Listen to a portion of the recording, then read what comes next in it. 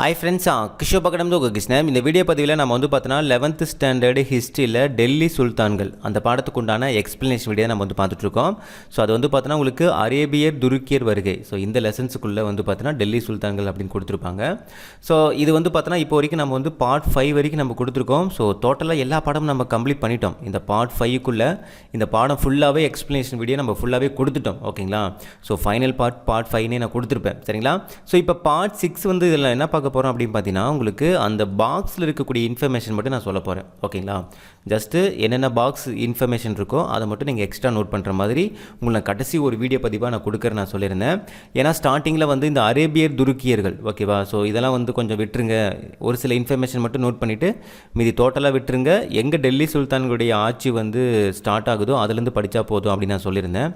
ஆனால் அதுக்கு முன்னாடி இருக்கக்கூடிய பாக்ஸ் இன்ஃபர்மேஷன் நம்ம வந்து பார்த்தோன்னா கொஞ்சம் படிக்கிற மாதிரி இருந்துச்சு. இங்கே பாருங்கள், டெல்லி சுல்தானத்தினுடைய தோற்றம் இதுலேருந்து தான் நீங்கள் வந்து படிச்சிருப்பீங்க. ஓகேவா? ஸோ இதுக்கு முன்னாடி இருக்கிறது வந்து பார்த்தோன்னா நீங்கள் எதுவும் தொட வேணாம் அப்படின்னு நான் சொல்லியிருப்பேன். ஸ்டார்டிங்கில் அந்த டெல்லி சுல்தான்கள் பற்றிய சான்றுகள் மட்டும் நீங்கள் வந்து என்ன பண்ணியிருப்பீங்க, நோட்ஸ் எடுத்திருப்பீங்க. ஓகேங்களா? ஓகே, இப்போ இந்த வீடியோ பதிவில் நான் வந்து அந்த டேபிளர் காலம், ஓகேவா? ஸோ பாக்ஸு டேபிளர் காலம் எதாவது இருந்துச்சுன்னா அதை மட்டும் நான் சொல்கிறேன். இந்த பார்ட் 6 நோட் பண்ணி வச்சுங்க. ஓகேவா? அதோட வந்து பார்த்தோன்னா இந்த பாடம் உங்களுக்கு கம்ப்ளீட் ஆகுது. அடுத்து நம்ம லோ ஸ்டாண்டர்டில் இருக்கக்கூடிய டெல்லி சுல்தான்கள் நம்ம அடுத்த பாடமாக பார்ப்போம். சரிங்களா? ஓகே, பார்க்கலாம். ஸோ இந்த பாக்ஸில் வந்து எதுவும் கொடுக்கல. ஓகே, இந்த பாக்ஸில் வந்து பார்த்தோன்னா என்ன சொல்லியிருக்காங்கன்னு பாருங்கள். பாரசீக வரலாற்று ஆவணங்கள் டெல்லி சுல்தானியம் குறித்து மிகைப்படுத்தி கூறுகின்றன. குறிப்பிட்ட சுல்தானினுடைய ஆட்சியில் நிகழ்ந்த சம்பவங்கள், ஓகேவா? ஸோ அதாவது சுல்தானுடைய ஆட்சியில் நிகழ்ந்த சம்பவங்கள் குறித்த அவற்றின் கருத்துக்கள் எந்த விமர்சனமும் இன்றி நவீன கல்வி புலத்தினுள் சேர்க்கப்பட்டுள்ளன அப்படின்ட்டு சுனில்குமார் எழுதிய எமர்ஜென்ஸ் ஆஃப் டெல்லி சுல்தான் அப்படிங்கிற நூலில் வந்து பார்த்தோன்னா இது இந்த இன்ஃபர்மேஷன் மென்ஷன் பண்ணிக்க தான் சொல்கிறாங்க. ஓகேவா? ஸோ இதை வந்து ஜஸ்ட் நோட் மட்டும் பண்ணி வச்சுங்க. இது அந்தளவுக்கு முக்கியம் கிடையாது. இப்போ இருக்கக்கூடியவங்க யாரோ வந்து பார்த்தோன்னா டெல்லி சுல்தான்களை பற்றி இந்த இன்ஃபர்மேஷன் வந்து சொல்லியிருக்காங்க. ஓகேங்களா? சுனில்குமார் எமர்ஜென்ஸ் ஆஃப் டெல்லி சுல்தான் அப்படின்னு சொல்லக்கூடிய அந்த நூலில். ஓகேவா? ஓகே, அடுத்து பாருங்கள். இது நம்ம வரலாற்று சார்ந்து இருக்கக்கூடிய இன்ஃபர்மேஷன் கிடையாது. இப்போ ரீசெண்டாக இருக்கிறதுனால நம்ம நோட் பண்ண தேவையில்லை, இருந்தாலும் எழுதி வச்சுக்கங்க. சரிங்களா? ஓகே, அடுத்து பாருங்கள். ஸோ இங்கே பாருங்கள், அரேபியரும் ஈரானியரும் இந்தியாவை ஹிந்து என்றும், ஓகேவா? யார் யார்? அரேபியரும் ஈரானியரும் வந்து என்ன சொல்கிறாங்க, ஹிந்து என்றும் இந்தியர்களை வந்து ஹிந்துக்கள் என்றும் குறிப்பிட்டனர். ஸோ அரேபியரும் ஈரானியரும் இந்தியாவை வந்து என்ன சொல்கிறாங்க, ஹிந்துன்னு சொல்கிறாங்க. அதே மாதிரி இந்தியாவில் இருக்கக்கூடிய இந்தியர்களை வந்து ஹிந்துக்கள் அப்படின்னு சொல்கிறாங்க. ஓகேங்களா? அதே மாதிரி இருப்பினும் இந்தியாவில் இஸ்லாமிய சமுதாயம் தோன்றிய பிறகு ஹிந்து என்னும் பெயர் இஸ்லாமியர் இல்லாத இந்தியர்களை குறிப்பதாயிற்று. அப்போ ஹிந்து அப்படிங்கிறது வந்து பார்த்தோன்னா இதுக்கு முன்னாடி காமனாக தான் சொன்னாங்க எல்லாருமே. ஓகேவா? இந்தியாவில் வாழக்கூடிய மக்களை, அதாவது இந்தியர்களை வந்து இந்துக்கள் அப்படின்னு சொன்னாங்க. ஆனால் இது இப்போ எப்படி ஆயிடுச்சு அப்படின்னு பார்த்தோன்னா இஸ்லாமியர் இல்லாத இந்தியர்கள் அப்படிங்கிற மாதிரி ஆயிடுச்சு. இந்துக்கள் அப்படின்னாலே வந்து அது ஒரு சமுதாயம் மாதிரி ஆயிடுச்சு. ஓகேவா? ஸோ அதான் அந்த இடத்துல சொல்லியிருக்காங்க, அதை நோட் பண்ணி வச்சுங்க. ஓகேங்களா? ஓகே, வேறு என்ன பாக்ஸு? ஓகே, இங்கே பாருங்கள். கணிதவியாளரும் தத்துவ ஞானியும் வானியல் ஆய்வாளருமான வரலாற்று ஆசிரியர் யார்? அல்பெர்னி. ஸோ அல்பெர்னி பற்றி தான் இங்கே கொடுத்துருக்காங்க. அல்பெர்னி வந்து பார்த்தோன்னா கஜினி மாமதுவுடன் இந்தியா வந்தார். ஓகேவா? அல்பெர்னி வந்து பார்த்தோன்னா கஜினி மாமதுவுடன் இந்தியா வந்தார். ஸோ இங்கே வந்து பார்த்தோன்னா கிதாப் உல் ஹிந்த் என்ற தனது நூலை இயற்றுவதற்கு முன்பு அவர் சமஸ்கிருதம் கற்றுக்கொண்டார். அப்போ இந்த கிதாப் உல் ஹிந்து அப்படின்னு சொல்லக்கூடிய நூலை எழுதுனது யார்? அல்பெர்னி. ஓகேங்களா? ஓகே, அதுக்கப்புறம் பாருங்கள், இந்து மத நூல்களையும் தத்துவ நூல்களையும் கற்றார். இது பாருங்கள், ரொம்ப முக்கியமான இன்ஃபர்மேஷன் இது. யூக்ளிடின் கிரேக்க நூலை கூட அவர் சமஸ்கிருதத்தில் மொழிபெயர்த்தார். ரொம்ப ரொம்ப முக்கியமான ஒரு இன்ஃபர்மேஷன். யூக்ளிடின் அப்படின்னு சொல்லக்கூடிய அந்த கிரேக்க நூலை சமஸ்கிருதத்தில் மொழிபெயர்த்தது யார் அப்படின்னு பார்த்தீங்கன்னா யார்? அல்பெர்னி தான். ஓகேங்களா? அடுத்து பாருங்கள், ஆரியப்பட்டரனுடைய முக்கிய நூல் எதுன்னு பார்த்தீங்கன்னா ஆரியப்பட்டியம். நம்ம போன பாடத்துலேயே நம்ம வந்து பார்த்துருப்போம். ஓகேங்களா? ஆரியப்பட்டருடைய முக்கிய நூல் வந்து என்ன சொல்லுவாங்க? ஆரியப்பட்டியம். ஸோ அந்த நூலில் வந்து என்ன எதை பற்றி சொல்லியிருப்பாங்க? பூமி வந்து தன் அச்சில் சுழல்வது இரவு பகலை ஏற்படுத்துகிறது போன்ற செய்திகள் உள்ளடக்கிய ஒரு நூல் தான் வந்து பார்த்தோன்னா ஆரியப்பட்டியம். அதோடைய ஆசிரியர் யார்? ஆரியப்பட்டர். ஓகேங்களா? ஸோ இதை வந்து பார்த்தோன்னா நிறைய நாடுகளுக்கு தெரியப்படுத்தினது யார் அப்படின்னு பார்த்தோன்னா அல்பெர்னி தான்.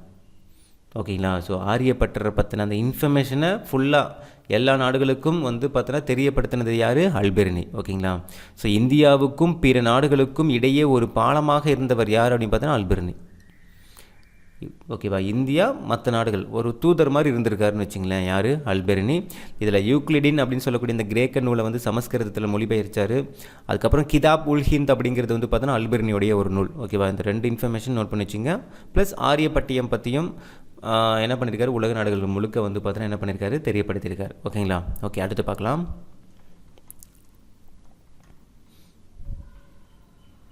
பாருங்கள், இந்த பாக்ஸில் இருக்கக்கூடிய இன்ஃபர்மேஷன் ரொம்ப முக்கியம். ஏன்னா இது வந்து டிஎன்பிசியில் கேட்டிருக்காங்க. ஸோ லட்சுமணர் கோவில், அதுக்கப்புறம் விஸ்வநாதர் கோவில், அதுக்கப்புறம் கந்தரியா மகாதேவர் கோவில், ஓகேவா, உள்பட பல கோவில்களை கொண்ட உலக புகழ்பெற்ற கஜுராஹோ கோவில் வளாகம். ஓகேவா, இந்த கோவிலில் இருக்குது என்னென்ன? லட்சுமணர் கோவில், விஸ்வநாதர் கோவில், கந்தரியார் மகாதேவர் கோவில் உள்பட பல கோவில்களை கொண்ட உலக புகழ்பெற்ற கஜுராஹோ கோவில் வளாகம். ஓகேவா, இது யாரால் கட்டப்பட்டது அப்படின்னு பார்த்தோன்னா பந்தேல்கண்ட் சந்தலர்கள். ரொம்ப ரொம்ப முக்கியம்பா. இது வந்து குரூப் 2 மாடல் கொஸ்டின் பேப்பரில் டிஎன்பிசி ரிலீஸ் பண்ண மாடல் கொஸ்டின் பேப்பரில் கேட்டிருக்காங்க. கஜுராஹோ கோவில் யார் கட்டினாங்க அப்படின்னு கேட்டிருக்காங்க. யார் அப்படின்னு பார்த்தோன்னா பந்தேல்கண்ட் சந்தலர்கள். பந்தேல்கண்ட் சந்தேலர்கள். ஓகேங்களா. ஸோ ரொம்ப ரொம்ப ரொம்ப ரொம்ப முக்கியமான ஒரு இன்ஃபர்மேஷன். சரிங்களா. ஓகே, அடுத்து பார்க்கலாம். இங்கே பாருங்கள், புகழ்பெற்ற நாலந்தா பல்கலைக்கழகத்தை அளித்தவர் பக்தியார் கில்ஜி. ஓகேவா. ஸோ இது யார் சொல்லியிருக்காங்க பார்த்தோன்னா சீன பயணி யுவான் சுவாங் தனது பயண குறிப்புகளில் நாலந்தா குறித்து விரிவாக குறிப்பிட்டுள்ளார். ஓகேங்களா. ஸோ இது ஆல்ரெடி வந்து உங்களுக்கு நான் இதை நடத்தும் போதே சொல்லியிருக்கேன். இந்த பாக்ஸ் ஒரு சில பாக்ஸ் வந்து அப்போவே சொல்லியிருப்பேன். ஸோ அதனால் நீங்கள் நோட் பண்ணியிருப்பீங்க. ஓகே, இது அடுத்தது போகலாம். அதேமாதிரி அடிமை வம்சத்தை வந்து பார்த்தோன்னா மம்லக் வம்சம் அப்படின்னு சொல்லுவாங்க. மம்லக் அப்படிங்கிறதுக்கு உடைமை என்று பொருள். ஓகேவா. அதாவது இன்னொன்று என்ன சொல்லுவாங்கன்னா அடிமை அப்படின்னு சொல்லுவாங்க அரபு மொழியில். ஓகேவா, இதுவும் நான் உங்களுக்கு வந்து பார்த்தோன்னா சொல்லியிருக்கேன். அடுத்து இது நம்ம இன்னும் பார்த்துக்கலாம். பண்டகன் அப்படிங்கிறது என்ன சொல்லியிருக்கேன் நான் உங்களுக்கு? படை அடிமைன்னு நான் சொல்லியிருக்கேன்னா படை அடிமை அல்லது இராணுவ அடிமை அப்படின்னு நான் சொல்லியிருப்பேன். ஸோ இதில் வந்து பாருங்கள், பண்டகன் அப்படிங்கிறது பண்ட அப்படின்னுடைய ஒரு பன்மை, அதாவது ப்ளூரல்னு சொல்லுவாங்க. ஓகேங்களா. ஸோ பல பேர் சேர்ந்தது தான் பண்டகன். ஒருத்தர் மட்டும் சொல்கிறது பண்ட அப்படின்னு சொல்லுவாங்க. ஓகேங்களா. ஸோ இந்த சொல்லுக்கு என்ன பேர் அப்படின்னு பார்த்தீங்கன்னா படை அடிமை, அதாவது இராணுவ அடிமை அப்படின்னு கூட சொல்லுவாங்க. ஸோ அதுக்கப்புறம் வந்து பார்த்திங்கன்னா இராணுவ பணியில் வந்து அனுபவம் இருக்கிறவங்க, பேரரசருடைய நெருக்கம் இருக்கவங்க, நம்பிக்கை இருக்கிறவங்க ஆகியவற்றின் அடிப்படையில் அவர்கள் தரம் பிரிக்கப்பட்டனர். இந்த நம்பிக்கை அவர்கள் ஆளுநர்களாகவும் தளபதிகளாகவும் நியமிக்கப்படுவதற்கு வழிகோலியது. ஸோ இந்த இராணுவ அடிமைகளை வந்து பார்த்தோன்னா அவங்க வந்து அரசரோட எந்த அளவுக்கு நெருக்கமாக இருக்காங்க, எந்த அளவுக்கு நம்பிக்கையாக இருக்காங்க, அதே மாதிரி எந்த அளவுக்கு எக்ஸ்பீரியன்ஸோடு இருக்காங்களோ அதை பொறுத்து என்ன பண்ணாங்க, அவங்கள ஆளுநராக நியமித்தாங்க, தளபதிகளாக நியமித்தாங்க. அதான் இந்த இடத்துல சொல்லியிருக்காங்க. அதே மாதிரி ரொம்ப முக்கியமான ஒரு இன்ஃபர்மேஷன், வட இந்தியாவில் குரித் பண்டகன் மொய்சுதீன் கோரினுடைய அடிமைகள் ஆவர். ஓகேங்களா. வட இந்தியாவில் குரித் பண்டகன்னே ஒரு கேட்டகரி இருக்காங்க. அவங்க வந்து பார்த்தோன்னா மொய்சுதீன் கோரி. ஓகேவா, மொய்சுதீன் கோரினுடைய அடிமைகள் அப்படின்னு சொல்கிறாங்க. ஓகேங்களா. சரி, இந்த ரெண்டுமே வந்து பார்த்தோன்னா இதுதான், இந்த ரெண்டுமே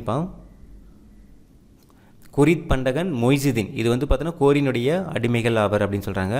அதே மாதிரி வந்து பார்த்தோன்னா இந்த அடிமைகளுக்கு சொந்த சமூக அடையாளம் இல்லை.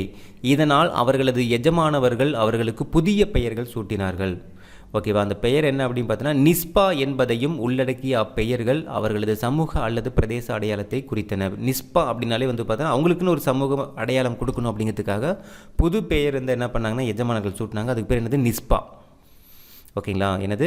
நிஸ்பா அப்படிங்கிறது. இதுக்கு முன்னாடி வந்து பார்த்தோன்னா குரித் பண்டகன், அதுக்கப்புறம் வந்து பார்த்தோன்னா மொய்சுதீன். ஓகேவா அப்படின்னு சொல்லியிருக்காங்க. ஓகேங்களா. ஓகே, அடுத்து பாருங்கள், அடிமைகள் தங்களது எஜமானர்களுடைய நிஸ்பாவை கொண்டிருந்தனர். நிஸ்பா நான் சொல்லியிருந்தேன்னா அதான் சொல்லியிருக்காங்க. எனவே மொய்சுதீன் அடிமை மொய்சு என்னும் நிஸ்பாவை கொண்டிருப்பார். ஓகேவா. மொய்சுதீன் அடிமை மொய்சு என்னும் நிஸ்பாவை கொண்டிருப்பார். சுல்தான் சம்சுதீன் இல்துமிஷினுடைய அடிமை சம்சி பண்டகன் என்று குறிப்பிடுகிறார். ஸோ மொய்சுதீன் என்ன சொல்கிறாரு? இந்த இடத்துல வந்து பாருங்கள், மொய்சுதீன் அப்படிங்கிறது வந்து பார்த்தீங்கன்னா உங்களுக்கு ஒரு நபர் தான். ஓகேங்களா. இந்த இடத்துல கரெக்டாக தான் சொல்லியிருக்கேன். குரித் பண்டகன் அப்படிங்கிறது தான் வந்து பார்த்தீங்கன்னா மொய்சுதீன் கோரியினுடைய அடிமை. யார்? வட இந்தியாவில். ஓகேவா. வட இந்தியாவில் மொய்சிதீன் கோரினுடைய அடிமைகள் வந்து என்ன சொல்லுவாங்க, குரித் பண்டகன் சொல்லுவாங்க. ஓகேங்களா. அதுக்கப்புறம் இந்த அடிமைகளுக்கு வந்து சொந்த அடையாளம் இல்லை, சமூக அடையாளம் இல்லை அப்படின்ட்டு நிறைய எஜமானர்கள் வந்து என்ன பண்ணாங்கன்னா அவங்களுக்கு நிஸ்பா அப்படின்னு சொல்லக்கூடிய அந்த பிரதேச அடையாளத்தை வந்து பார்த்தோன்னா என்ன பண்ணாங்க, கொண்டு வந்தாங்க. ஓகேங்களா. அதன் அடிப்படையில் வந்து பார்த்தோன்னா மொய்சிதீன் வந்து என்ன சொல்லுவார், ஒன்று அடிமைன்னு சொல்லுவார், இல்லைனா மொய்சு என்னும் நிஸ்பா அப்படின்னு சொல்லுவாங்க. அதே மாதிரி இல்துமஸ், ஓகேவா, சம்சுதீன் இல்துமஸ் வந்து என்ன சொல்லுவாருன்னு பார்த்தீங்கன்னா அடிமை அல்லது சம்சி பண்டகன், ஓகேவா அப்படின்னு சொல்கிறாங்க. ஸோ இந்த மாதிரி வந்து பார்த்தோன்னா அவங்கவுங்க அவங்களுடைய இராணுவ அடிமைகளுக்கு ஒரு பெயர் வந்து பார்த்தோன்னா சுட்டிக்கிட்டாங்க. ஓகேங்களா. அதுதான் அந்த இடத்துல சொல்லியிருக்காங்க, அதை நோட் பண்ணி வச்சுங்க. சரிங்களா. ஓகே, வேறு என்ன இன்ஃபர்மேஷன். ரஷ்யா சுல்தானா, இது நம்ம வந்து பார்த்தோம். ஓகேங்களா. ஸோ பால்பனுடைய மகள் யார் அப்படின்னு பார்த்தீங்கன்னா ரஷ்யா சுல்தானா, இல்துமிஸினுடைய மகள், இல்துமிஸினுடைய மகள் தான் வந்து பார்த்தோன்னா ரஷ்யா. நம்ம இந்த இடத்துல நம்ம வந்து பார்த்தோம். செஞ்சு பாருங்கள், ஒரு மகன் ஒரு மகள் யார், சுல்தானா ரஷ்யா அப்படின்னு நம்ம வந்து பார்த்தோம். ஓகேங்களா. ஸோ இல்துமிஸினுடைய மகள் வந்து ரஷ்யா சுல்தானா. அவங்களுடைய ஆட்சி காலம் வெறும் 4 ஆண்டுகள் தான், 1236 டு 1240. ஸோ இந்த ஆண்டுகள் நோட் பண்ணி வச்சுங்க, ஏன்னா கேட்குறதுக்கான வாய்ப்புகள் அதிகம் பாக்ஸில் கொடுத்துருக்கிறதுனால. ஓகேவா. ஸோ ரஷ்யா அரியணை ஏறுவதற்கு துருக்கிய பிரபுக்கள் கடும் எதிர்ப்பு தெரிவித்தனர். ஸோ புரியுதுங்களா. ஸோ இவங்க வந்து பார்த்தீங்கன்னா பதவி ஏற்கிறதுக்கு, ஓகேவா, அரியணை ஏறுவதற்கு நிறைய துருக்கிய பிரபுக்கள் வந்து பார்த்தீங்கன்னா கடும் எதிர்ப்பு தெரிவித்தாங்க. ஓகேங்களா. ஸோ அது இல்லாமல் வந்து பார்த்தோன்னா இவர்களால் ஏற்படுத்தப்பட்ட ஏராளமான தடைகளை கடந்தே ரஷ்யா பேரரசியாக பதவியேற்றார். ஸோ இந்த ஒரு தடங்களுக்கு நடுவில் தான் என்ன பண்ணாங்க, இவங்க வந்து பேரரசியாக வந்து என்ன பண்ணாங்க, பதவியேற்றாங்க. ப்ளஸ் மொரோக்கோ நாட்டை சேர்ந்த பயணி யாரும் பார்த்தோன்னா இபின் பதுதா, ஓகேவா, யார், இபின் பதுதா. ஸோ இவங்க என்ன சொல்லியிருக்காங்க அப்படின்னு பார்த்தீங்கன்னா, யார், ரஷ்ய சுல்தானை பற்றி சொல்லியிருக்காங்க. குதிரை மீது ஆண்கள் சவாரி செய்வதைப் போல் கையில் வில் அம்புடன் அரச பரிவாரங்கள் சூழ ரஷ்யாவும் சவாரி செய்தார். இது யார் சொல்கிறாங்க, இபின் பதுதா. இபின் பதுதாங்கிறது எந்த நாட்டை சேர்ந்த ஒரு பயணி, மொரோக்கோ, ஓகேவா, என்னது மொரோக்கோ நாட்டை சேர்ந்த ஒரு பயணி. ஸோ அதுக்கப்புறம் என்ன சொல்கிறாங்க, தனது முகத்துக்கு அவர் திரையிடவில்லை. ஸோ ஒரு ஆண் மாதிரி வந்து என்ன பண்ணியிருக்காங்கன்னா குதிரையில் வந்து பார்த்தோன்னா சவாரி செஞ்சிட்ருக்காங்க. முகத்துக்கு வந்து பார்த்தோன்னா இது கூட போடலை, அந்த முகமுடி கூட அந்த பர்தா மாதிரி போடுவாங்க பார்த்தீங்களா, அந்த மாதிரி கூட போடாமல் தான் வந்து என்ன பண்ணாங்க, சவாரி செஞ்சாங்க அப்படின்ட்டு இபின் பதுதா வந்து பார்த்தோன்னா என்ன பண்ணியிருக்காரு, இன்ஃபர்மேஷன் கொடுத்துருக்காரு. ஓகேங்களா. அடுத்து இருப்பினும் அவர் 3.5, ஓகேவா, எத்தனை 3.5 ஆண்டுகள், ஓகேவா, 3.5 years வந்து என்ன பண்ணியிருக்காங்க அப்படின்னு பார்த்தீங்கன்னா ஆட்சி புரிஞ்சிருக்காங்க. அதுக்கப்புறம் ஜலாலுதீன் யாகூத் என்ற ஓர் அபினீசிய அடிமையை அவர் குதிரை இஸ்லாமிய பணித்துறை தலைவராக ஒரு உயர்ந்த பதவியில் அமர்த்தினார். ஸோ ரொம்ப முக்கியமானதுப்பா, ஓகேவா. ரஷ்ய சுல்தானா வந்து பார்த்தீங்கன்னா உங்களுக்கு ஜலாலுதீன் யாகூத், இவரை வந்து என்ன பண்ணாங்க அப்படின்னு பார்த்தீங்கன்னா குதிரை இஸ்லாமிய பணித்துறை தலைவர், அதாவது அமீர்-இ அகுர் அப்படின்னு சொல்லுவாங்க. அந்த பதவிக்கு பேர் என்னது, அமீர்-இ அகுர், ஓகேவா. ஸோ அந்த பதவியில் வந்து என்ன பண்ணாங்க, இவங்களை வந்து வச்சாங்க, ஜலாலுதீன் யாகூத் அப்படின்னு சொல்லக்கூடிய ஒரு அபிசீனிய அடிமை. ஓகேங்களா, ஒரு உயர்ந்த பதவி இது, ஓகேங்களா. எனது இஸ்லாமிய பணித்துறை தலைவராக வந்து என்ன பண்ணாங்க, நியமித்தாங்க. ஓகேங்களா. அதுக்கப்புறம் வந்து யாகூத்துக்கும் அரசி ரஷ்யாவுக்கும் இருந்த நெருக்கத்தை பெரிதுபடுத்த பிரபுக்கள் அரசி பதவியிலிருந்து இறக்க முயன்றனர். ஸோ இவங்க 2 பேரும் வந்து பார்த்தோன்னா கொஞ்சம் ஃப்ரெண்ட்ஸாக இருந்திருக்கும்போது, ஓகேவா, யார், ஜலாலுதீன் யாகூத்தும் ரஷ்ய சுல்தானும் இருக்கிறத வந்து பார்த்தோன்னா அவங்க சாதகமாக பயன்படுத்த முயற்சி பண்ணாங்க. ரஷ்யாவுக்கு பொதுமக்கள் ஆதரவு இருந்ததுனால அவங்களால ஒன்றுமே பண்ண முடியல. ஆனால் தெற்கு பஞ்சாபில் வந்து பார்த்தோன்னா ஒரு கலகம் நடந்துச்சு, ஒரு கிளர்ச்சி நடந்துச்சு, ஓகேவா. யாருக்கு, ரஷ்ய சுல்தானுக்கு எதிராக வந்து ஒரு கிளர்ச்சி நடந்துச்சு. அப்போ வந்து பார்த்தோன்னா அந்த கிளர்ச்சியினுடைய ஆளுநராக வந்து பார்த்தோன்னா அல்துனியா, யார், அல்துனியா, ஓகேவா. அவங்கள வந்து தண்டிக்கிறதுக்கு வந்து பார்த்தோன்னா யார், ரஷ்ய சுல்தானை வந்து நடவடிக்கை எடுத்தாங்க. ஸோ இதை வந்து பிரபுக்கள் வந்து என்ன பண்ணாங்க, ஒரு சாதகமாக பயன்படுத்தி இந்த சாதகத்தை ஒரு சதித்திட்டமாக திட்டி என்ன பண்ணாங்க, ரஷ்ய சுல்தானை வந்து என்ன பண்ணாங்க, அவரோட ஆட்சியில் வந்து பார்த்தோன்னா அகற்றினாங்க. ஓகேண்ணா. அந்த கழகத்தினுடைய ஆளுநராக வந்து பார்த்தோன்னா அல்துனியா அப்படிங்கிறவரை தண்டிக்கிறதுக்கு நடவடிக்கை எடுத்தாங்க. யார், ரஷ்ய சுல்தானா. இதை உடனே சதித்தீட்டம் தீட்டுறவங்க என்ன பண்ணாங்கன்னா சதிக்காரர்கள், ஓகேவா, அவங்க என்ன பண்ணாங்க அப்படின்னு பார்த்தீங்கன்னா இது ஒரு வாய்ப்பாக பயன்படுத்தி அவங்களுக்கு எதிராக வந்து மக்களை திரட்டி என்ன பண்ணாங்க, ஆட்சியிலேருந்து பார்த்தோன்னா அகற்றிட்டாங்க. ஓகேவா. ஸோ இதுதான் வந்து பார்த்தோன்னா ரஷ்ய சுல்தானை பற்றின ஒரு கதை, ரொம்ப முக்கியமானது. ஓகேவா. மொத்தம் 3 இன்ஃபர்மேஷன் இதில் ரொம்ப முக்கியமானதுக்கு, இபின் பதுதா, ஜலாலுதீன் யாகூத், ஓகேங்களா. இந்த 2 இன்ஃபர்மேஷனுமே ரொம்ப ரொம்ப முக்கியம். ப்ளஸ் அது இல்லாமல் அல்துனியா, இந்த 3 கேரக்டர் இதில் வராங்க, நோட் பண்ணி வச்சுங்க. சரிங்களா. ஓகே, அடுத்து பார்க்கலாம். ஓகே, அடுத்து பாருங்கள் மங்கோல். மங்கோல் அப்படின்னா என்ன சொல்கிறாங்க அப்படின்னு பார்த்தீங்கன்னா, மங்கோலிய மொழியில் பேசப்படுகிற ஒரு மத்திய நாடோடி குழுக்கள் அனைத்தையும் குறிக்கிறதா என்ன சொல்கிறாங்க, மங்கோல் சொல்கிறாங்க. ஓகேவா, மங்கோல் அப்படிங்கிறது என்னது, மங்கோலிய மொழி பேசக்கூடிய மத்திய ஆசிய நாடோடி குழுக்கள், அவங்களை குறிக்கிறதா வந்து மங்கோல் சொல்கிறாங்க. ஓகேங்களா. ஸோ 12ஆம் நூற்றாண்டில் அவர்கள் செங்கிஸ்கான் தலைமையில் ஒரு மிகப்பெரிய ஒரு அரசாட்சியை நிறுவினர். ஓகேங்களா, யார், மங்கோலியர்கள் வந்து பார்த்தோன்னா 12ஆம் நூற்றாண்டில் செங்கிஸ்கானுடைய தலைமையில் ஓகேவா ஒரு மிகப்பெரிய ஒரு அரசாட்சியை நிறுவினர். அதுக்கப்புறம் வந்து பார்த்தோன்னா நவீன ரஷ்யாவினுடைய பெரும்பகுதி சீனா, கொரியா, தென்கிழக்கு ஆசியா, பாரசீகம், இந்தியா, மத்திய கிழக்கு நாடுகள், கிழக்கு ஐரோப்பியா ஆகியவற்றை அவரது அரசாட்சி உள்ளடக்கி இருந்தது. ஓகே, இதெல்லாம் நமக்கு தேவையில்லை. ஸோ இந்த இது மட்டும் நோட் பண்ணிங்க போதுமானது. 12ஆம் நூற்றாண்டில் ஓகேவா யார், செங்கிஸ்கானோட தலைமையில் தான் வந்து பார்த்தோன்னா மிகப்பெரிய ஒரு அரசாட்சி வந்து இவங்க நிறுவனாங்க. யார், மத்திய ஆசிய நாடோடி குழுக்கள். ஓகேங்களா. ஸோ இதை மட்டும் நோட் பண்ணிங்க போதும். அடுத்து பாருங்கள், நாற்பதின்மர் சகல்காணின்னு சொல்லுவாங்க. நாற்பதின்மர் அப்படின்னது சகல்காணி. ஓகே, அந்த 40 பேர் சேர்ந்து என்ன பண்ணாங்கன்னு பார்க்கலாம். தகுதியிலும் வரிசையிலும் சுல்தானை அடுத்த பிரபுக்கள் இருந்தனர். ஓகேவா. ஸோ சுல்தானுக்கு அடுத்து வந்து பார்த்தீங்கன்னா பிரபுக்கள் தான் இருந்தாங்க. எதில், தகுதி வரிசை. ஓகேங்களா. ஸோ அந்த சுல்தானுக்கு அப்புறம் வந்து பார்த்தீங்கன்னா பிரபுக்கள் வந்து, அதனால தான் வந்து பிரபுக்கள் வந்து என்ன பண்ணுறாங்க, சதி தீட்டம் தீட்டி அவங்க வந்து ஆட்சியை கொண்டு வரணும், கண்ட்ரோலில் கொண்டு வரணும் இந்தியாவை அப்படின்னு நினச்சாங்க. சரிங்களா. அரசை நிர்வகிப்பதில் அவர்கள் தீர்மானகரமான ஒரு பங்கு வகித்தனர். பிரபுக்களே ஆளும் வர்க்கமாக இருந்த போதிலும் அவர்கள் துருக்கியர், பாரசீகர், அரேபியர், எகிப்தியர், இந்திய முஸ்லீம்கள் போன்ற வெவ்வேறு இனக்குழுக்களிலிருந்து வெவ்வேறு இனங்களிலிருந்தும் வந்தனர். ஓகேங்களா, யார், இந்த பிரபுக்கள் எல்லாருமே. அதுக்கப்புறம் பாருங்கள், இல்துமிஸ் என்ன பண்ணார் அப்படின்னு பார்த்தீங்கன்னா, 40 கொண்ட ஒரு குழுவை அமைத்து அவர்களிலிருந்து தெரிவு செய்து இராணுவத்திற்கும் குடிமை நிர்வாகத்துக்கும் நியமித்தார்.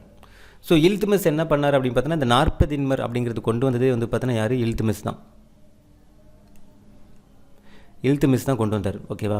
ஸோ அவர் என்ன பண்ணார், ஒரு குழு, ஒரு டீம் வந்து என்ன பண்ணார், கிரியேட் பண்ணார். 40 ஓகேவா. அந்த 40 பேர் இருக்கிற மாதிரி என்ன பண்ணார், ஒரு குழுவை வந்து ரெடி பண்ணார். ஒரு டீம் ரெடி பண்ணி அந்த டீமில் இருந்து தான் என்ன பண்ணார், செலக்ட் பண்ணி இராணுவத்தில், அதுக்கப்புறம் வந்து பார்த்தோன்னா இந்த சிவில் அட்மினிஸ்ட்ரேஷனில், இதில் எல்லாத்துலேயும் என்ன பண்ணாங்க, அப்பாயின்மெண்ட் பண்ணார். ஓகேங்களா.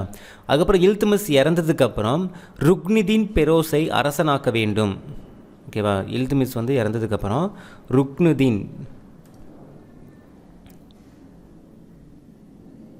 ருக்னுதீன் வந்து பார்த்தோன்னா பெரோஸை அரசனாக்க வேண்டும் என்ற இல்துமிஸினுடைய விருப்பத்தை புறந்தள்ளும் அளவுக்கு அந்த 40 குழு வலுமிக்கதாயிற்று அப்படின்னு சொல்கிறாங்க. ஓகேவா.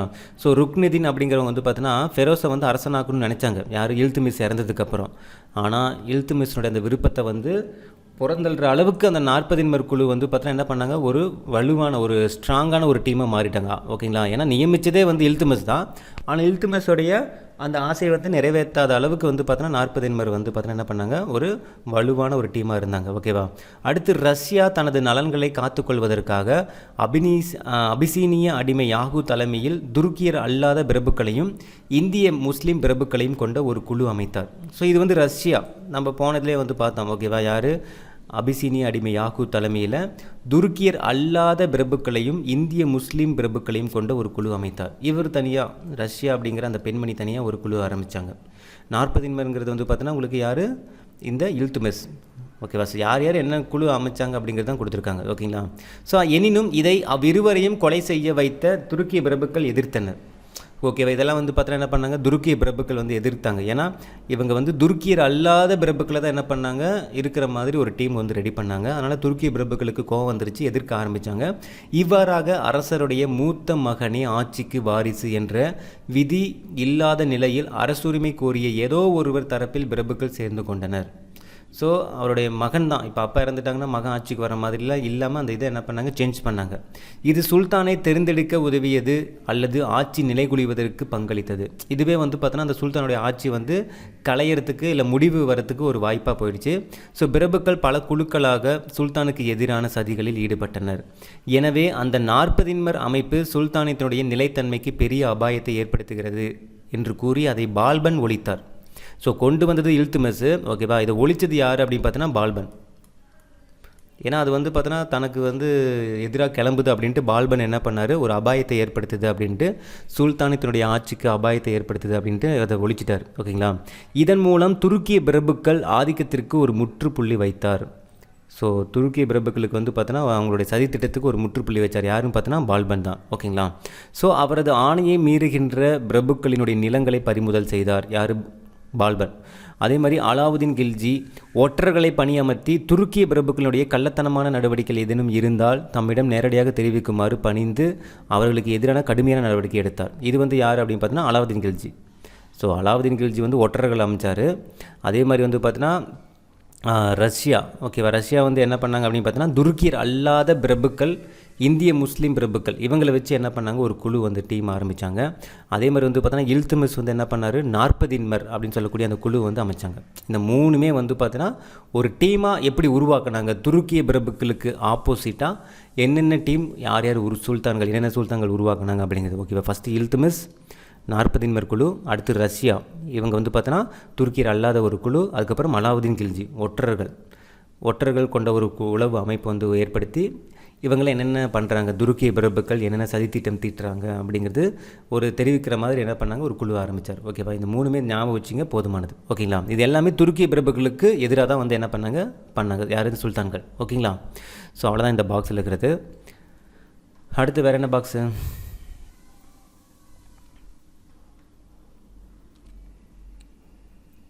ஓகே, இங்கே பாருங்கள். ஃபெரோஸ் துக்ளக்கிடம் ஒரு உயர் அதிகாரியாக இருந்து புகழ்பெற்ற கான்-இ கஜான் இஸ்லாமிக்கு மாறிய ஒரு பிராமணர். ஓகேவா. இந்த இன்ஃபர்மேஷன் உங்களுக்கு நோட் பண்ண முட்டேன், இது நோட் பண்ணிங்க. ஃபெரோஸ் துக்ளக்கிடம் ஒரு உயர் அதிகாரியாக இருந்து புகழ்பெற்ற கான்-இ ஜஹான் இஸ்லாமுக்கு மாறிய ஒரு பிராமணர். ஓகேவா. யாருன்னு பார்த்தீங்கன்னா கான்-இ ஜஹான். ரொம்ப முக்கியமான ஒரு இன்ஃபர்மேஷன். ஓகேங்களா. ஸோ இதை நான் நோட் பண்ண முட்டேன், இதை நோட் பண்ணிச்சுங்க. ஃபெரோஸ் துக்ளக்கிடம் இருந்த ஒரு உயர் அதிகாரி யாருன்னு பார்த்தோன்னா கான்-இ ஜஹான். இவர் வந்து பார்த்தோன்னா ஒரு பிராமணர்னு சொல்கிறாங்க. ஸோ அதே மாதிரி ஆதியில் கண்ணு என்று அறியப்பட்டார். கண்ணு அப்படின்னாலே வந்து பார்த்தோன்னா கான்-இ ஜஹான் தான். கான்-இ என்று அறியப்பட்ட அவர் வந்து ஆதியில் கண்ணு என்று அறியப்பட்ட அவர் தற்போதைய வாரங்களில் நிகழ்ந்த சுல்தானிய படையெடுப்பு ஒன்றில் போது சிறைப்பிடிக்கப்பட்டவர். ஓகேவா. ஸோ இதை நோட் பண்ணி வச்சுங்க. கண்ணு அப்படின்னாலே வந்து யாருன்னு பார்த்தீங்கன்னா கான்-இ ஜஹான். ஓகேவா. யார்கிட்ட? ஃபெரோஸ் துக்ளக்கிடம். யார்கிட்டங்கிறது ரொம்ப முக்கியம். யார்கிட்ட உயர் அதிகாரியாக இருந்திருக்காரு? ஃபெரோஸ் துக்ளக். ஓகேவா. ஸோ இது வந்து ஒரு பாக்ஸில் இருக்கிறதுனால ரொம்ப ரொம்ப முக்கியமான இன்ஃபர்மேஷன். கான்-இ ஜஹான் ஞாபகம் வச்சுங்க, கண்டிப்பாக கேட்கறதுக்கான வாய்ப்புகள் அதிகம். சரிங்களா. ஓகே, அடுத்து பாருங்கள். ஜிஸ்யாங்கிறது வந்து பார்த்தோன்னா இஸ்லாமிய அரசுகளால், ஓகேவா, இஸ்லாமியர் அல்லாத குடிமக்களினுடைய தலைக்கு இவ்வளவு அப்படின்ட்டு வந்து பார்த்தோன்னா நியமிக்கக்கூடிய ஒரு வரி தான் வந்து பார்த்தோன்னா ஜிஸ்யா வரின்னு சொல்கிறாங்க. ஓகேங்களா. ஸோ இதை பற்றி நான் வந்து உங்களுக்கு பாடம் நடத்தும் போதே இன்ஃபர்மேஷன் கொடுத்துட்டேன், நோட் பண்ணியிருப்பீங்க. ஓகே, அது நான் இப்போ சொல்லலை. அடுத்து பாருங்கள்.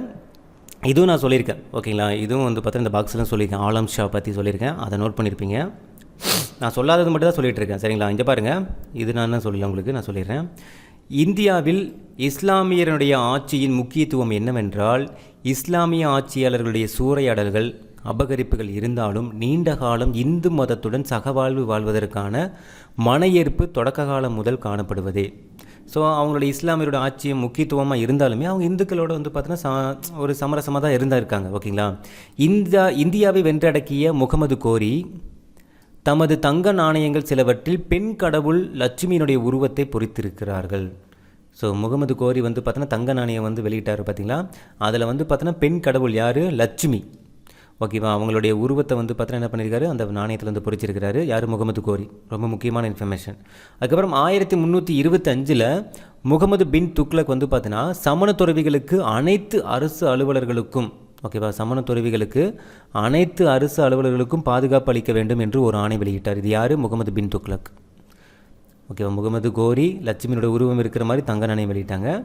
அதேமாதிரி முகமது பின் துக்ளக் வந்து பார்த்தோன்னா சமண துறவிகளுக்கு அனைத்து அரசு அலுவலர்களும் வந்து பார்த்தோன்னா பாதுகாப்பு அளிக்கப்பட வேண்டும் அப்படின்னு சொல்கிறாங்க. ஓகேவா. எல்லா கவர்மெண்ட் ஆஃபீஸர்ஸும் சமண துறவிகளுக்கு ஒரு சேஃப்டி பண்ணி கொடுக்கணும், சேஃப்டியாக வச்சுக்கணும் அப்படின்னு மாதிரி சொல்கிறாங்க. ஓகேவா. ஸோ அவ்வளோதான். இது வந்து பார்த்தோன்னா இது யார்? முகமது பின் துக்ளக் வந்து வெளியிட்ட ஒரு ஆணை. ஓகே, அடுத்து பாருங்கள். பல கடவுள் வழிபாட்டாளர்களையும் இந்துக்களையும் மங்கோலியர்களையும் நாத்திகர்களையும் பஞ்சனையில் அமர வைத்து சகல மரியாதைகளும் செய்கிறார்கள் என்று இஸ்லாமிய ஆட்சியாளர்கள் குறித்து பரணி வெறுப்புடன் எழுதுகிறார்.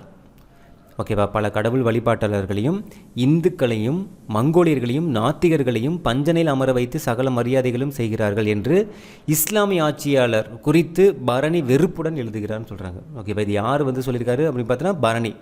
ஸோ அந்த பரணிங்கிற கேரக்டர் தான் சொல்லியிருக்காங்க, அதையும் நோட் பண்ணி வச்சுங்க. ஓகேங்களா? அதேமாதிரி மேலும் இந்துக்கள் எவ்வளவு வரி செலுத்துகிறார்கள் என்பதை பொறுத்து கோவில்கள் கட்டிக்கொள்ளவும் திருவிழாக்கள் நடத்தவும் இஸ்லாமிய வேலையாட்களை வைத்துக்கொள்ளவும் அனுமதிக்கப்படுகிறார்கள். அதாவது எவ்வளோ வரி செலுத்துகிறாங்களோ அதுக்கு தகுந்த மாதிரி கோவில் கட்டிக்கலாம், இல்லை திருவிழா நடத்திக்கலாம், இல்லை இஸ்லாமிய வேலையாட்களை வந்து பார்த்தீங்கன்னா வைத்துக்கொள்ளலாம் அப்படின்னு மாதிரி என்ன பண்ணுறாங்க, பர்மிஷன் கொடுக்குறாங்க. இஸ்லாமியர்களுக்கு நிகராக ராய், ராணா, தாகூர், ஷா, மகதா, பண்டித் போன்ற அரசு பட்டங்கள் இந்துக்களுக்கும் வழங்கப்படுகின்றன. ஸோ இஸ்லாமியர்களுக்கு வழங்கிய அதே பட்டங்கள் வந்து பார்த்தோன்னா இந்துக்களுக்கும் வழங்கினாங்க. அது என்னென்ன பட்டங்கள்னு பார்த்தோன்னா ராய், ராணா, தாகூர், ஷா, அதுக்கப்புறம் மகதா, அதுக்கப்புறம் பண்டித். ஓகேவா? இந்த மாதிரியான அரசு பட்டங்கள் வந்து பார்த்தோன்னா இந்துக்களுக்கும் கொடுத்துருக்காங்க அப்படின்னு யார் சொல்கிறா? பரணி சொல்கிறாங்க. ஸோ பரணி வந்து 2 இன்ஃபர்மேஷன் சொல்லியிருக்காங்க, இது ஒன்று, அப்புறம் இது ஒன்று. ஓகேவா?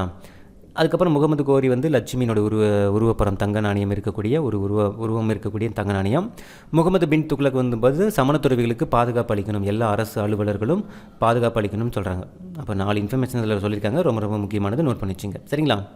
இந்த பாக்ஸில் இருக்கிறது விட்டுறாதீங்கப்பா, ரொம்ப முக்கியமாக கேட்பாங்க. சரிங்களா? சாதாரணமாக நோட் பண்ணி வச்சிடாதீங்க. பாக்ஸில் இருக்கிறதா ஹைலைட்டு, அதில் இருக்கிறதா டைரெக்டாக கேள்விகள் கேட்க வாய்ப்புகள் அதிகம். சரிங்களா? அடுத்து பாருங்கள், கலீபா. முகமது நபியினுடைய வாரிசாக கருதப்படும் கலீபாக்கள் ஒட்டுமொத்த இஸ்லாமிய உலகத்தினுடைய குடிமை மதம் தொடர்பான விவகாரங்களின் மீது அதிகாரம் செலுத்தி வந்தனர். கலீபானா சொல்லியிருந்த இஸ்லாமிய தலைவர்கள் தான் என்ன சொல்லுவாங்க, கலீபான்னு சொல்லுவாங்கன்னு சொன்னேன்னா, இவங்களோட வேலை என்னது, உலகம் முழுக்க வந்து பார்த்தோன்னா இஸ்லாமியத்தினுடைய ஆட்சியை கொண்டு வரணும் அப்படிங்கிறதான். ஓகேவா? இஸ்லாமிய தலைவர்கள் தான் கலீபான்னு சொல்லுவாங்க. ஸோ முகமது நபியினுடைய வாரிசு, ஏன்னா முகமது நபி தான் என்ன பண்ணார், இஸ்லாமியத்தை தோற்றுவிச்சார். ஓகேவா? அவருடைய வாரிசாக கருதப்படும் கலீபாக்கள் ஒட்டுமொத்த இஸ்லாமிய உலகத்தினுடைய குடிமை மதம் தொடர்பான விவகாரங்களின் மீது அதிகாரம் செலுத்தி வந்தனர். அதுக்கப்புறம் 1258 பாக்தாத் நகரை மங்கோலியர்கள் கைப்பற்றும் வரை கலீபா அந்நகரை ஆட்சி செய்தார். அதுக்கப்புறம் பாருங்கள், பின்னர் எகிப்தில் 1516 to 17 ஆண்டுகளில் ஆட்டோமனியர் வெற்றி பெறும் வரை ஆட்சி செய்தார். இதன் பின்னர் ஆட்டோமனிய சுல்தான்கள் இப்பதவியை வகித்து வந்தனர். இதெல்லாம் ஜஸ்ட்டு பார்த்து வச்சுக்கோங்க. ஓகேங்களா? நான் முக்கியமானது மட்டும் ஹைலைட் பண்ணியிருக்கேன். பாக்ஸுங்கிறதுனால மட்டும் நீங்கள் எழுதி வச்சுக்கிட்டிங்கன்னா பரவாயில்ல, நான் உங்களுக்கு நோட் பண்ணல, நான் நல்ல மனப்பாடம் பண்ணி வச்சுக்கிது இதுவாக தான் ஹைலைட் பண்ணிக்கிற இன்ஃபர்மேஷனாக தான் இருக்கணும். மற்றதை எழுதி வச்சுக்கங்க, ஏன்னா சடனாக வந்து ஸ்டேட்மெண்ட்டாக கூட கேள்வி கேட்டுருவாங்க. ஒரு இந்த பாக்ஸில் இருக்கிறது ஒரு 4 ஸ்டேட்மெண்ட்டாக பிரித்து இதில் சரி தவறு எது அப்படி மாதிரி கூட கேட்பாங்க. ஓகேங்களா? அதனால் எழுதி வச்சுங்க பாக்ஸில் இருக்கிறதுனால. அதுக்கப்புறம் பாருங்கள், ஆட்டோமனிய பேரரசு நீக்கப்பட்டு எப்போ 1920 ஆட்டோமனிய பேரரசு நீக்கப்பட்டு முஸ்தபா கமால் அத்தாதுர்கியினுடைய தலைமையில், ஓகேவா, யார், முஸ்தபா கமால் அத்தாதுர்கி, அவருடைய தலைமையில் தான் என்ன பண்ணாங்க, துருக்கிய குடியரசு உருவான போது கலீபா பதவி ஒழிக்கப்பட்டது. ஸோ கலீபா பதவி யாருடைய தலைமையில் ஒழிக்கப்பட்டதுன்னு கேட்பாங்க, எந்த வருஷம் கேட்பாங்க, 1920 முஸ்தபா கமால் அத்தாதுர்கி அப்படிங்கிற தலைமையில் தான் வந்து பார்த்தீங்கன்னா இந்த கலீபா பதவி வந்து என்ன பண்ணாங்க, ஒழிச்சாங்க. ஓகேங்களா? ஆட்டோமனிய பேரரசு நீக்கிட்டாங்க. ஆட்டோமனிய பேரரசு அப்படின்னா என்னங்கிறது நான் வந்து பார்த்தீங்கன்னா உங்களுக்கு இதுக்கு முன்னாடி டீட்டெயிலாக ஒரு வீடியோ பதிவு நான் கொடுத்துருக்கேன். ஐஎன்எம் நடத்தும் போதே உங்களுக்கு நான் சொல்லியிருப்பேன். ஸோ தெரிஞ்சுக்கங்க, அப்போ கலீபா பற்றி நான் சொல்லியிருப்பேன். சரிங்களா? ஓகே, அடுத்து பாருங்கள், இங்கே ஒரு பாக்ஸ் இருக்குது, சுல்தான் ஃபெரோஸ் துக்ளக். இது உங்களுக்கு நான் வந்து நடத்தியிருக்கேன். ஓகேங்களா? ஸோ இது ஒன்றும் பிரச்சனை இல்லை. இது இல்துமிஸ் குதுப்பினார், இதை பற்றி நான் உங்களுக்கு சொல்லியிருக்கேன். ஓகேங்களா? குதுப்பினாரோடைய கட்டிடத்தை பற்றியும் சொல்லியிருக்கேன். அவ்வளோதான், முடிஞ்சு இந்த பாடம். ஓகேங்களா? ஸோ என்னென்ன பாக்ஸ் உங்களுக்கு நான் சொல்லியிருக்கேங்கிறது அந்த பாடத்திலே உங்களுக்கு அந்த பார்ட் வரும்போது முடிச்சிருப்பேன். இல்லாத பாக்ஸுக்கு மட்டும் நான் இப்போ எக்ஸ்ட்ராவாக சொல்லியிருக்கேன். இதை மட்டும் நீங்கள் ஒரு இதில் வந்து நோட் பண்ணிச்சிங்க. ஓகேங்களா? கடைசியாக நோட் பண்ணிச்சிங்க. நான் ரொம்ப முக்கியமான ஒரு பார்ட், ஏன்னா ஒரு சில பாக்ஸு பெருசாக இருந்துச்சுனால வந்து பார்த்தோன்னா ஓகே இது உங்களுக்கு நான் கடைசியாக சொல்கிறேன் அப்படின்னு சொல்லியிருந்தேன். இதே TNPSC group 2 model question paper, TNPSC release பண்ண குரூப் 2 மாடல் கொஸ்டின் பேப்பரில் உங்களுக்கு பாக்ஸில் இருக்கிறதா கேள்வியை கேட்டிருக்காங்க. சரிங்களா? அதனால் அசால்ட்டாக இருக்க வேணாம், பாக்ஸில் இருக்கிறது தெளிவாக தரவாக எழுதி வச்சுங்க. கடைசி பார்ட்டு ரொம்ப ரொம்ப ரொம்ப இம்பார்ட்டண்டான ஒரு பார்ட். ஓகேங்களா? ஓகே, இந்த வீடியோ உங்களுக்கு பிடிச்சி நினைக்கிறேன். அடுத்து வந்து பார்த்தோன்னா லோ ஸ்டாண்டர்டில் இருக்கக்கூடிய டெல்லி சுல்தான்கள் பார்க்கலாம். ஓகேவா? மீண்டும் அடுத்த ஒரு தகவலுடன் சந்திக்கலாம். இது கிஷோபகடம்னு கிருஷ்ணன். தேங்க்யூ.